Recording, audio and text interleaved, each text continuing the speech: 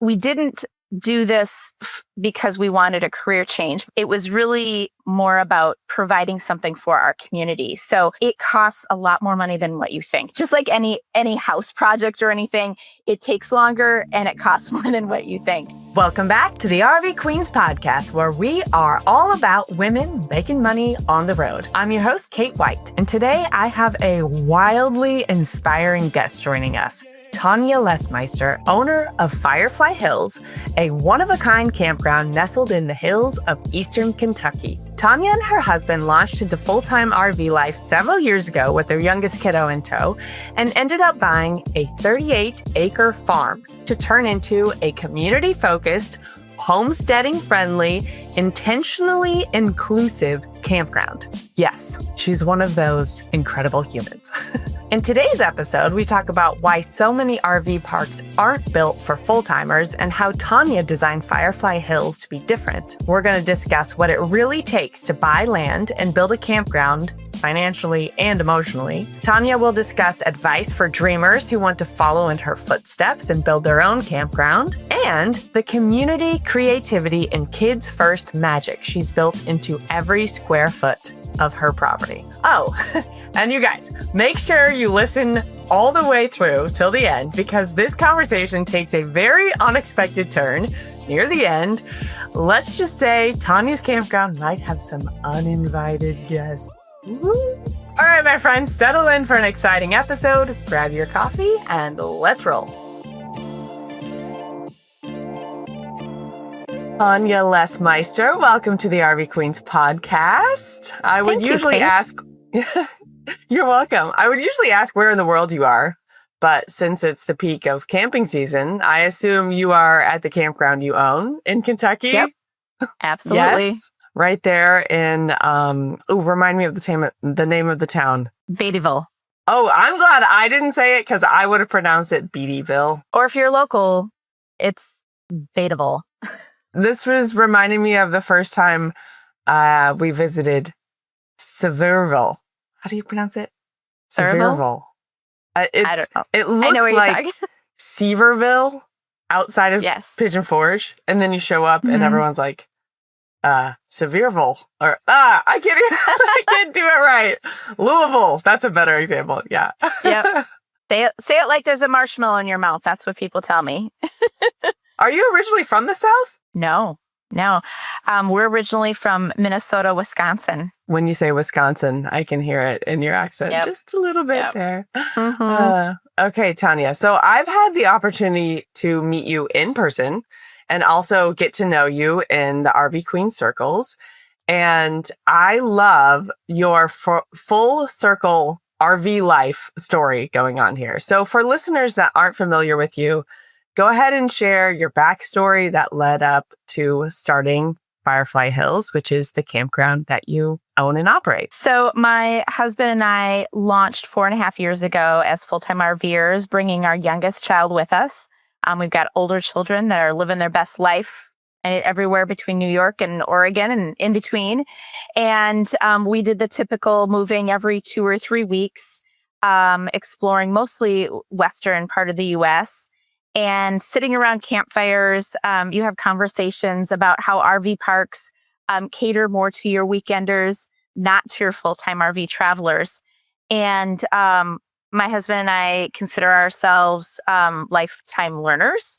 We like to always learn and learn new things and practice new things. So after we were on the road for about 1.5 years or so, we decided that we were interested in possibly opening an RV park catering more to full-time travelers.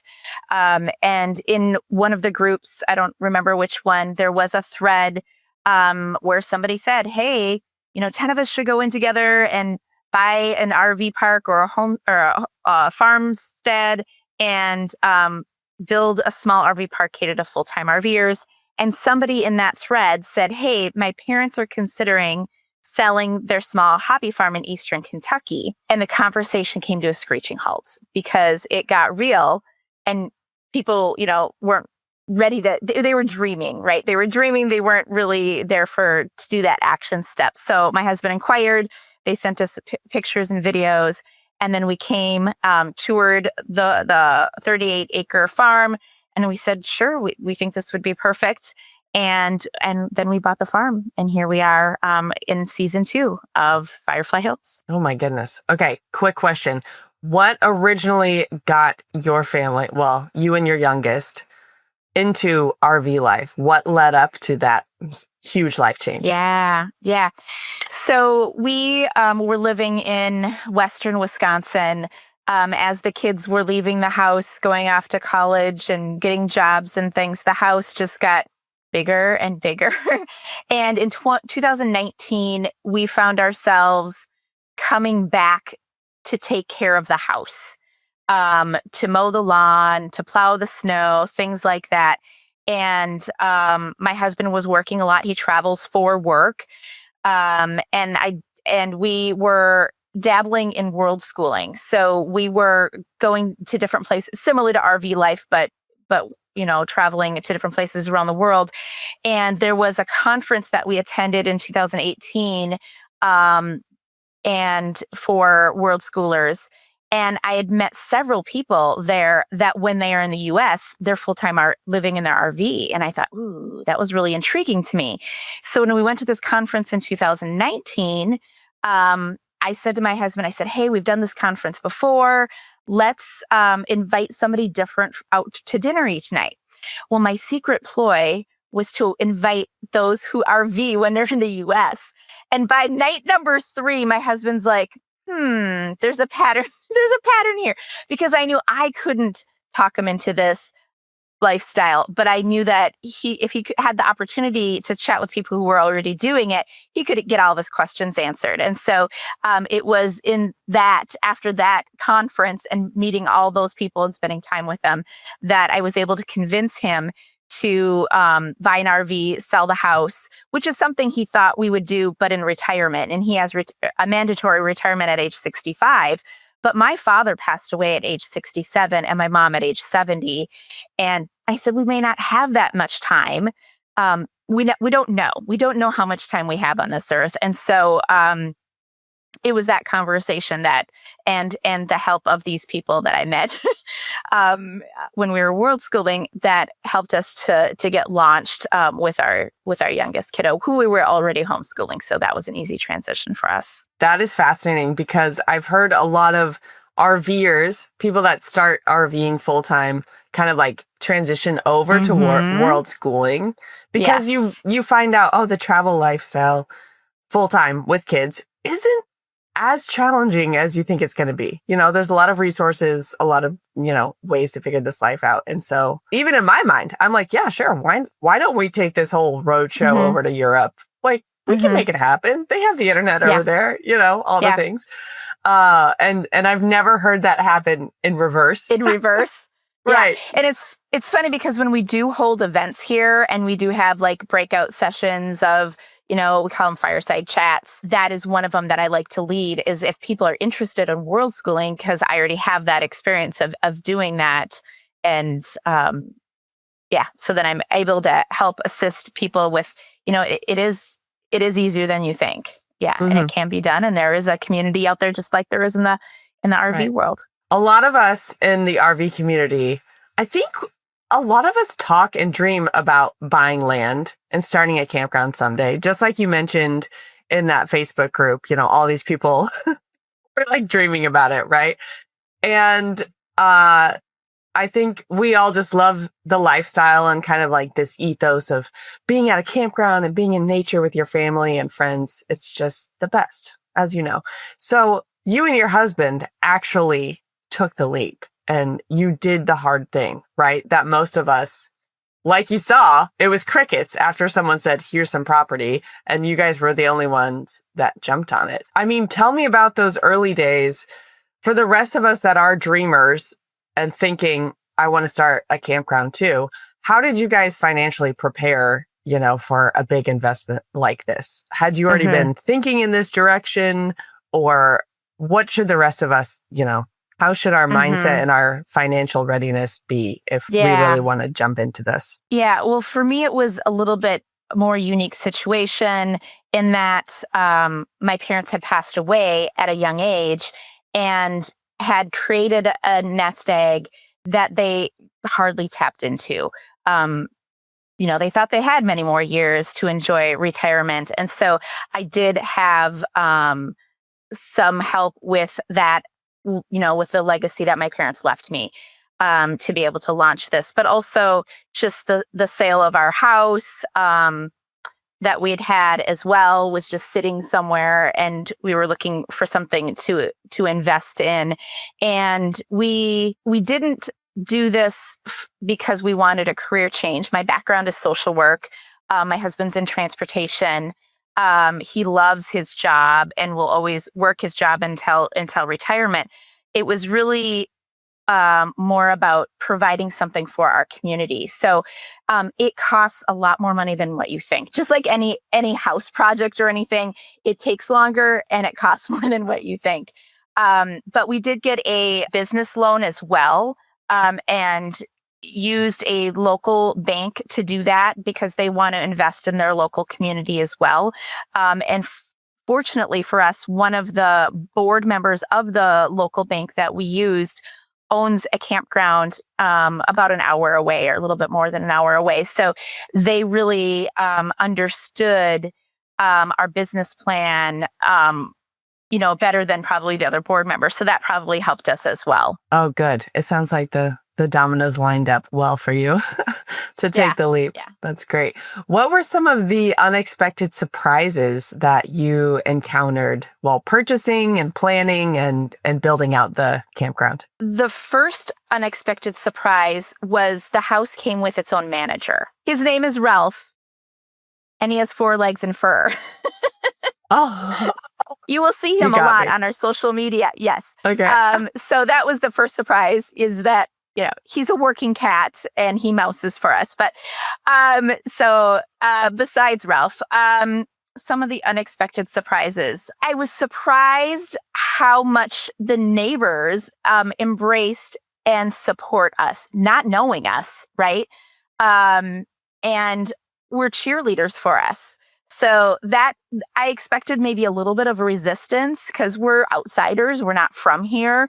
But they really are, they're curious. They stop by. My next door neighbor, Sam, he's in his early 90s and he drives through the RV park. He's not very mobile anymore. So he really loves, socializing. And I said, drive through with your windows down. If anybody wants to talk to you, they will. And they're really intrigued because he has a truly authentic and deep accent.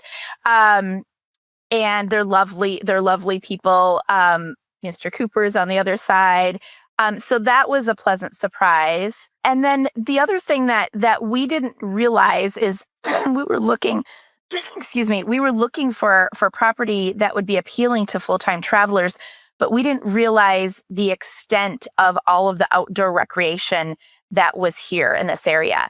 This area is world known for its rock climbing, for instance. And that's not a world that I'm a part of normally. And so we've had a lot of international people come and stay with us in our farmhouse, not usually in the RV park. But that was an unexpected but a pleasant surprise, being that we were world schoolers first. And we also, when we were in a Sticks and Bricks, hosted over 50 exchange students. And we have adopted children from another country. So that international piece was always a part of our life and really important to us. And it's coming to us here in Eastern Kentucky, which was a pleasant surprise as well. A little bit ago, you said everything is more expensive and takes longer than you think, like any project. Any big endeavor is the same. How about financial surprises with like the build out, or I don't even know, like finding the right builders? Let's talk about the reality of building it out. We're very rural here. And so it's very difficult to find contractors. And sometimes you have one choice, right? Or 2 choices. That is a challenge here, being so rural. For instance, our architect that we hired they make plans for RV parks. That's what they do. They wanted a survey that showed the topography of the land, and we couldn't find anybody to do that. Nobody. So that was an added challenge and cost more because we had to go back and say, your plan to do this here won't work because there's a huge hill here, or, those kinds of things because they didn't have that information. And we are at the beginning of the Appalachian Mountains here. So it is, hilly, Firefly Hills. So that was an added challenge and cost a little bit more because we had to do more back and forth with edits to that plan. Stuff that you never think about, until you're in it deep, right? So now that you successfully built out and run this campground plus guest house for, you said 2 seasons, right? This is our 2nd season. Yep. Okay. What advice do you have for others who are looking at land and dreaming of starting their own campground? Yeah. In fact, I just chatted with a friend who's on the early stages of this just this week. We didn't have this challenge here, but having conversations and being in platforms with other campground owners, check before you purchase land, check local zoning and permitting to see if they will even allow a campground in the area that you're looking at. Some counties have strict stipulations around that, or you have to go through several steps with the local government. So that would be one thing that I would highly recommend to do. Do a feasibility study, either hire somebody to do a feasibility study or do one yourself. We did it ourselves because we have that skill set.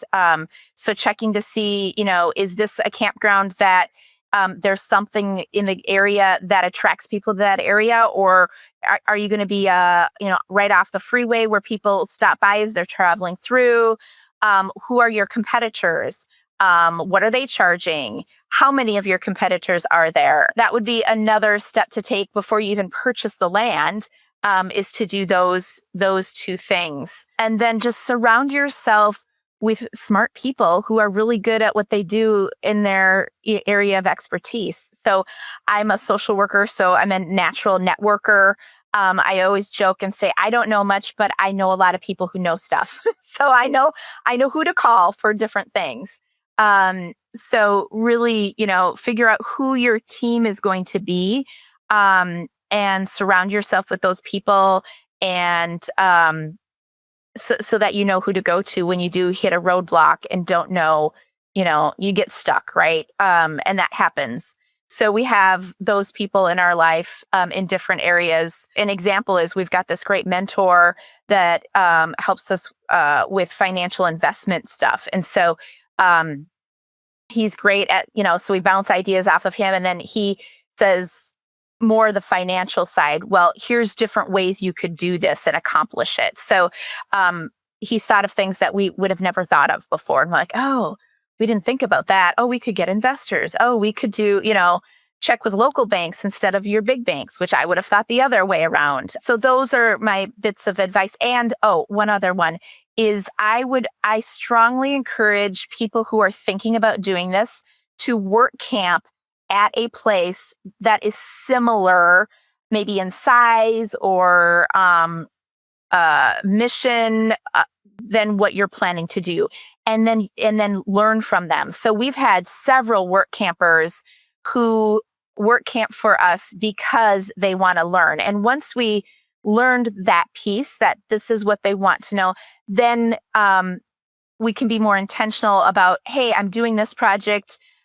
Do you want to help with this particular project? Or, ask questions, or being mindful about teaching. I'm not, I've not been a teacher before, but mentor, absolutely. My husband has taught, behind the wheel training and people how to fly airplanes. And so he's got that teaching mentality as well. So, and we now have somebody work camped for us our first summer here. So this was 2 summers ago. They just opened their small RV park, a little bit smaller than ours, not far from us in a neighboring state. And they came and stayed with us for a week. And they text us and call us from time to time. And so it's fun when we, see that people are successful, and we're happy to share, our mistakes and and, give ideas and suggestions because other people did that for us. That's such good advice. Okay, so find a mentor and kind of like your support group that you can get advice from as you're building out your big campground project. Do the background research, zoning, feasibility studies, and then also see if you can experience what it's like to run a campground. For example, work camping beforehand. That is such good advice. Awesome.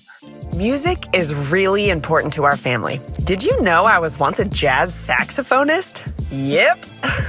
When we started traveling full-time, I knew I had to find a way for my kids to learn an instrument from the road. I am so glad we found Hoffman Academy, the leading online platform for kids to learn piano. It's a complete music education that's affordable and packed with both music theory and fun. Over the past year, my little second grader learned how to read music, play with both hands, and even play chords. Click the link in the show notes to sign up for a premium membership today and use code RVQueens for 15% off. Everyone knows that Colorado is one of the most beautiful places to camp in the U.S., right? Okay, if you're heading there this year, you've got to check out the Four Corners area near Mesa Verde and stay at the Cortez RV Resort by Our Journey. You'll enjoy mountain views, a heated pool, and even a 3-acre dog park. What? Click the link in the show notes to book now and start your journey with Our Journey. Okay, so I want to give you some space for a few minutes to just tell us all about Firefly Hills. Tell us about your setup. It's very unique. You've got a lot going on and the cool features that you've been intentional about building into the experience for your guests. We started Firefly Hills not to make the most money we possibly can. We really built it to offer something to our community that we're a part of. So we didn't cram, as many sites, in our footprint as possible. And so we were very intentional about keeping our full-time RVers in mind, although our weekenders benefit from it as well. But we have 3 pillars that we stand by that are important to us. And first and foremost is that we are intentionally inclusive. My family and friends make up a very diverse group of people. We have not always felt safe and welcomed everywhere we've been. So we wanted to make sure that we provided that for others. So we're an intentional, inclusive RV park. We offer a homesteading experience. That was something that we heard repeatedly on the road is people were missing their gardens. They were missing teaching their kids where food comes from. So here we have our veggie gardens that our guests can help themselves to. We have herb gardens. We have whiskey barrel planters down in the RV park that have either a pepper plant or a tomato plant with herbs around it. So you can just pop out your door, enhance your own, meal that you're making. We have an orchard and we have chickens on site and our guests can help with chicken chores as well. So offering that homesteading experience is our second. And then the third was intentionally creating community. We also run a nonprofit where we take people on service trips to other countries and offer that sense of community there. So we've had lots of practice doing that. And as I mentioned, hosting exchange students. So that sense of community was important for us. And that's something that a lot of us seek out when we're full-time RVing. Sometimes it's challenging to meet and make friends on the road. So we did things like we did not put a campfire ring at each site, although if you're an introvert and you're not a group person, that's fine. You can certainly rent one. We'll bring it to your site. But we have community fire pits. And we don't host a fire every night, but we do once or twice a week. And we just say if there's a fire burning there, everybody's welcome. And you can also start one. Our guests can start a fire, but again, it's open to everybody. And people have met each other that would never have met before had we not had that community fire pit. And then we do other things on site as well. We offer different kind of gatherings here, catered to full-time travelers. We have our next one is this fall. This is our third Dia de los Muertos event. It's a 2-week event that is so fun. We offer things for kids, families, and then adults only as well. We do a couple things that are just for the adults on site so they can still attend to kids. But that Dia de los Muertos event, we do a 1920s murder mystery game in the house where we encourage people to dress up. I don't know if you've seen our photos for that, but that's really a fun event. We do trick-or-treating. We do the Dia de los Muertos activities, having the altar to honor those who've passed away, which is a really powerful thing for families. We do the face painting. We bring in naturalists, lots of fun things. So that's another way to build community, is to attend an event that we host. And we tend to host a couple during the year, but also some of our full-time traveling friends also host events. And so they have done that at our location as well. So some of the amenities on site, we have, as I mentioned, the 1920s farmhouse that we rent out rooms. So that's great if you're a full-time traveler and maybe grandma and grandpa aren't RVers, but they want to come visit. They can stay in the house and visit, or they can rent one of our RVs. We have 2 RVs that we rent out on site as well. We have a lot of cool spaces for the kids, and that's our number one reason for people to extend their stay with us, is because the kids are enjoying and loving the space. So we have the Whimsical Woods, which has our mud kitchen. We have a natural spring down there, so we always have a couple inches of water that's flowing through there, so perfect for making mud in the mud kitchen. And then also down there is our fairy village. So I lead kids and adults in making fairy villages or fairy houses and using their imagination down near the mud kitchens. The other space that we have for kids is called the Hidden Hangout. And the Hidden Hangout has a paracord web, we call it the web, that is in the trees. It's kind of like a trampoline, not quite as bouncy, with sides to it and bigger, that I like to go down there when it's quieter and we don't have as many kids on property, and just nature bathe sitting on the web. But kids love jumping on there. And that's a fun thing. Down there, we also have the ninja course. We have the zip line is going in. We have the surf swing, the net swing. We have a hammock circle down there. So you can go, parents go down there to nap. Kids go down there to hang out with their friends. And there's 6 hammocks in a circle that are down there as well.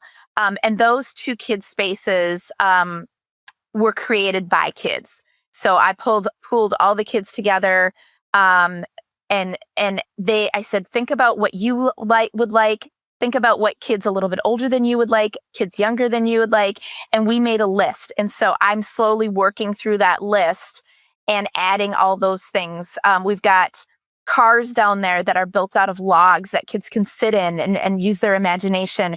The kids wanted this cracked me up. The kids wanted a campground down there. They wanted a place to tent camp. So we have a little fire ring and logs around so they can pretend like they're tent camping. So that's down in the Hidden Hangout. Then we also have on property 2 fishing ponds that are stocked with fish.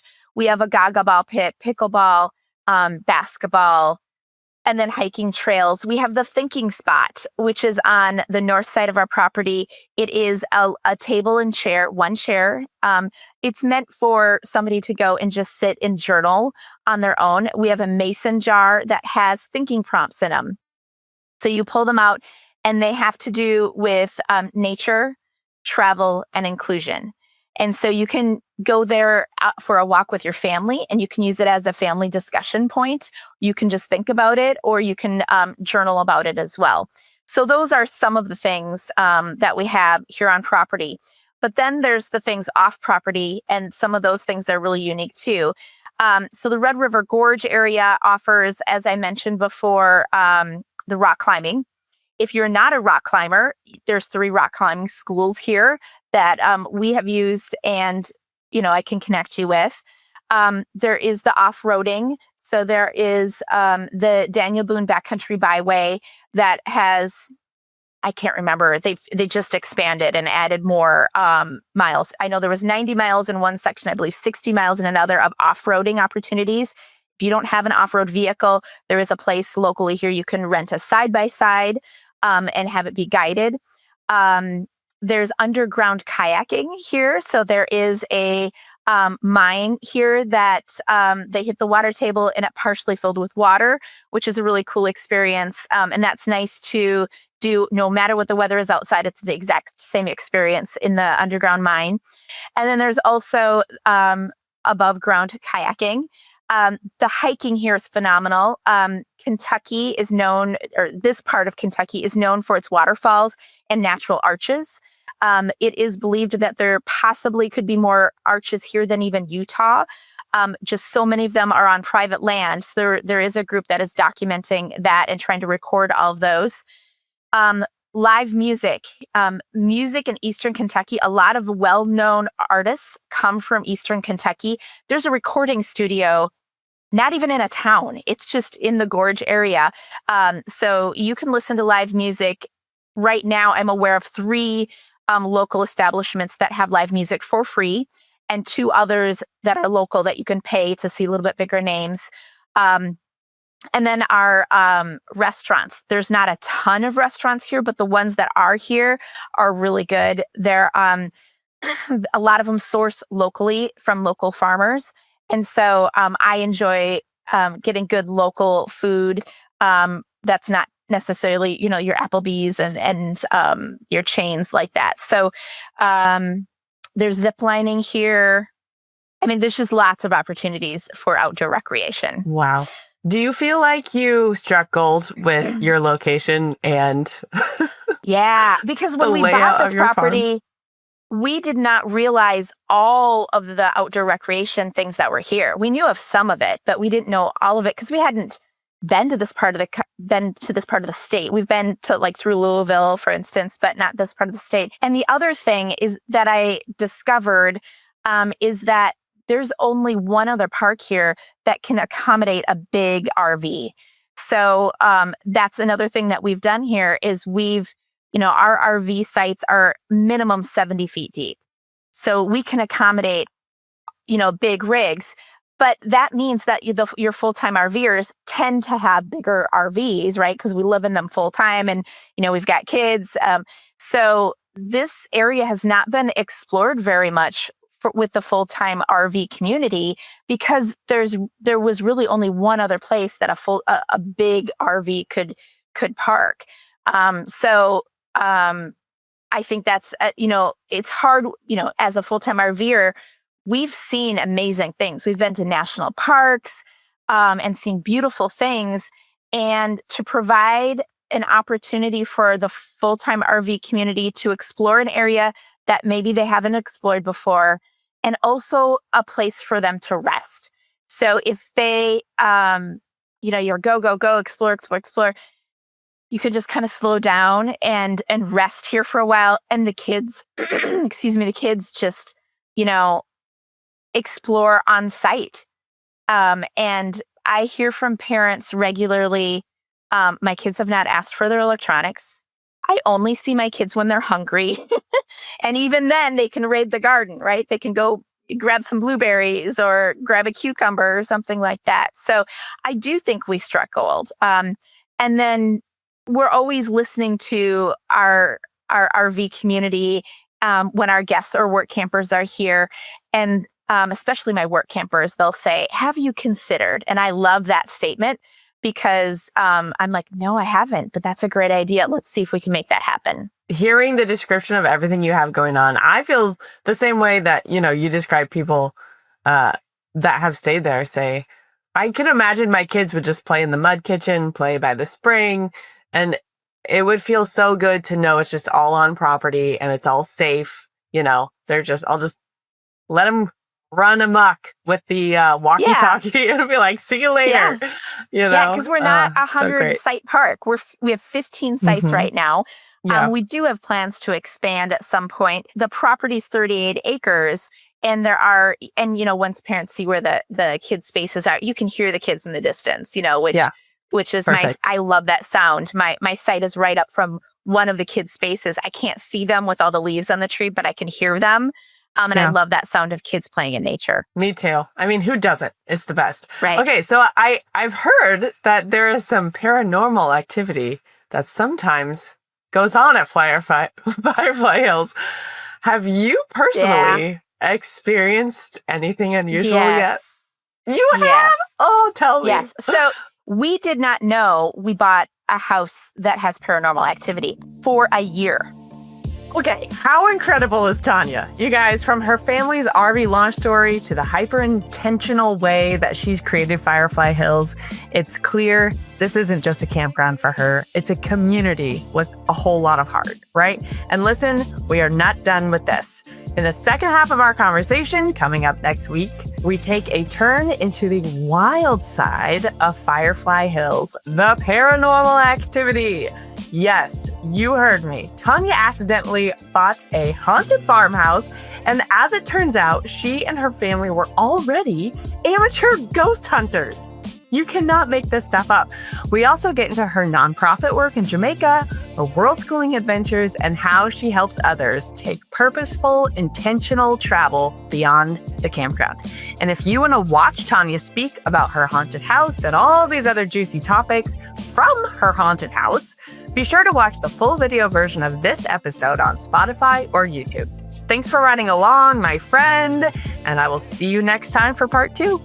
Thank you so much for tuning in to today's episode and for being part of the RV Queens community. Remember to hit subscribe on whatever platform you're listening on. And guess what? You can have conversations like I had on this episode with your fellow RV women who are living intentionally and making money on the road. Head to rvqueenspodcast.com/community to join RV Queen Circles today. It's a totally unique online space with a shared prosperity model that's all about community over competition. I'd love to have you be a part. All right, guys, I'll see you next week, or hopefully I will see you on the road. You got me.